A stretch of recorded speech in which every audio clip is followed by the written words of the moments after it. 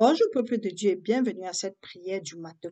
Notre prière ce matin est tirée du livre d'Isaïe, chapitre 60, verset 1, qui dit: Lève-toi, sois éclairé, car ta lumière arrive et la gloire de l'Éternel s'élève sur toi.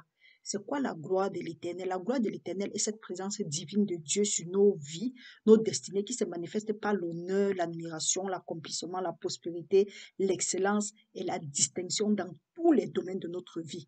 Cette gloire peut être obtenue directement par Dieu, à l'exemple de Moïse, Abraham et de Jésus-Christ, ou bien par imposition des mains, à l'exemple d'Abraham qui a imposé les mains à Josué, Ananias qui a imposé les mains à Paul, et par Pierre qui a imposé les mains à Étienne pour qu'il commence son ministère. Ça peut aussi être, cette gloire-là aussi peut être transmise par un objet, à l'exemple de Élie et d'Élisée. Quand tu as cette gloire, la parole de Dieu nous dit Jésus-Christ a dit dans Jean 17, 22, il a dit que je leur ai donné la gloire que tu m'as donnée afin qu'ils soient comme nous sommes un. Donc, quand tu es un avec le Seigneur, il y a la gloire de Dieu, c'est pour dire que vous êtes en un accord. Quand tu es un avec Dieu, c'est pour dire que vous êtes d'un même esprit. Donc, en ce moment-là, ce que tu vas demander, ça te sera accordé. Pourquoi? Parce que la gloire de l'Éternel est là. Quand la gloire de l'Éternel descend, tout devient possible dans ta vie. Donc, même là où il y avait l'impossibilité, c'est pourquoi on dit que le Dieu de l'impossible. Donc, et quelque chose aussi, c'est que quand toi et Dieu, vous êtes un, ou bien toi et ton esprit et l'esprit de Dieu, vous êtes un. La parole de Dieu nous dit dans Matthieu 18, 19 que si deux s'accordent sur la terre, quel que soit ce qu'ils vont demander, ça leur sera accordé par mon Père qui est dans les cieux. C'est pourquoi il est très important. Dieu aime cette unification-là. C'est pourquoi il dit que là où deux et trois personnes sont réunies en mon nom, je suis au milieu d'eux. Donc, mon frère, ma soeur, à ce moment-là, nous voyons aussi dans Psaume 84, verset 11, qui dit, car l'Éternel Dieu est un soleil et un bouclier. L'Éternel donne la grâce et la gloire. Il ne refuse aucun bien à ceux qui marchent dans l'intégrité. Il nous dit, par exemple, dans Matthieu 7, 11, il dit que nous, méchants que nous sommes, si nous savons donner les bonnes choses à nos enfants, à combien plus le Père aussi donnera les bonnes choses à ceux-là qui lui demandent. Donc, si nous avons besoin de cette gloire, nous devons aller auprès de Dieu maintenant et demander. Parce qu'il dit dans sa parole, dans Matthieu 7, 7, que demandez, vous allez recevoir. Donc, tout ce que nous allons demander, nous allons recevoir. Quelquefois, nous ne recevons pas. Ce n'est pas parce que nous avons demandé ou bien que nous n'avons pas. Soit nous avons mal demandé ou bien nous n'avons même pas du tout demandé. Et parfois, quand tu ne connais pas que tu vas demander, surtout que ce n'est pas visible, nous ne comprenons pas les choses. Quand parce qu'on ne voit pas, on se dit que, ok, tu vas demander à qui? Non, Dieu est là, demande et selon sa volonté. Parce qu'il a dit que nous avons cette assurance que quand nous demandons quelque chose selon la volonté de Dieu, il nous donne ce que nous avons demandé. Et il y a encore un avantage, c'est que quand tu as un cœur brisé, quand tu as un cœur contrit, tout ce que tu vas demander, Dieu va te donner parce qu'il ne te donne pas un cœur brisé et contrit. Mais maintenant, il y a aussi un danger, c'est que quand la gloire de Dieu descend sur toi, tu te multiplies. Par exemple, nous lisons dans Osée 4, 7. Dieu dit, plus ils se sont multipliés, plus ils ont commis les péchés contre moi.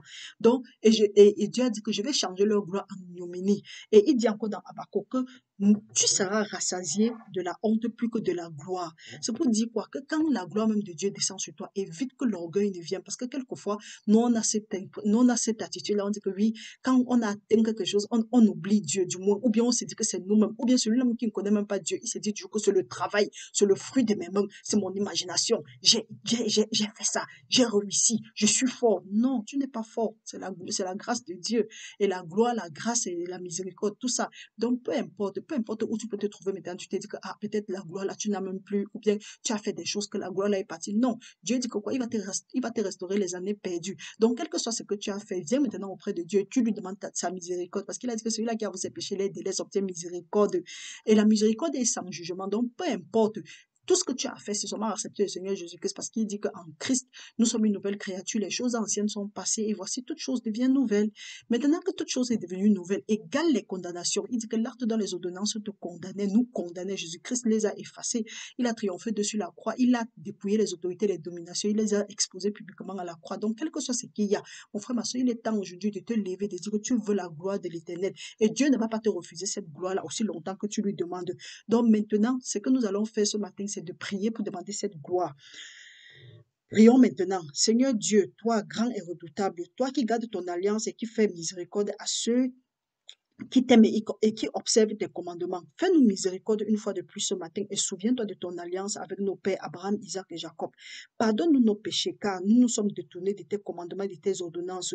Mets ta crainte en nous maintenant afin que nous devenons sages au nom puissant de Jésus-Christ. Éternel Dieu, toi qui as créé le ciel et la terre, nous demandons que tu nous donnes ta gloire et que ta gloire s'élève et brille sur nous ce matin afin que la lumière de notre destinée brille aussi. Père, nous te remercions. Accorde-nous ta grâce et ta gloire et que toute bonne chose que tu as prévue pour nous avant la fondation du monde se manifeste maintenant par la puissance dans le nom de Jésus-Christ.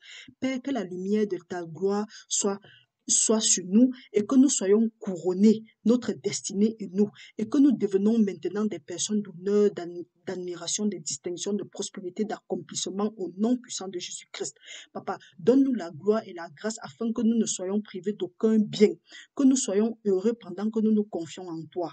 Père, consume par ton feu toutes les choses de nos vies qui pourra nous changer notre gloire en honte au nom puissant de Jésus-Christ.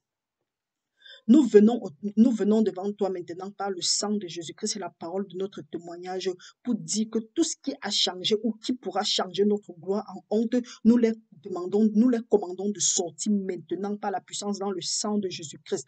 Père éternel, il est écrit dans ta parole que ce que nous allons lier sur la terre sera lié au ciel, ce que nous allons délier sur la terre sera délié au ciel. Maintenant, nous déclarons que tout agent des ténèbres, tout ce que l'ennemi a envoyé contre nous pour changer notre gloire en ignominie, que ce soit lié maintenant et renvoyé dans les abîmes, et que tout ce que l'ennemi avait lié dans nos vies, nous demandons que ce soit délié maintenant par la puissance dans le sang de Jésus-Christ.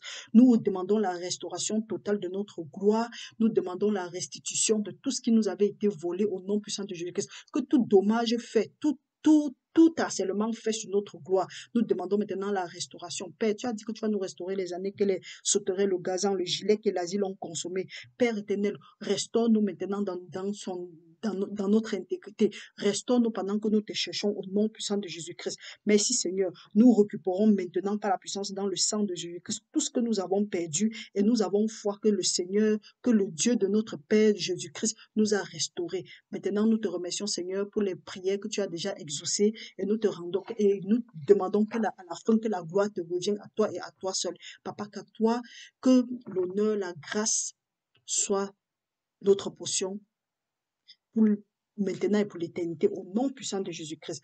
Bien-aimé, je remercie le Seigneur pour nous. Je prie pour toi, je prie pour ta famille et pour ma famille. Je prie que le Seigneur, que la gloire de Dieu Tout-Puissant demeure sur nous maintenant et pour l'éternité, au nom puissant de Jésus-Christ.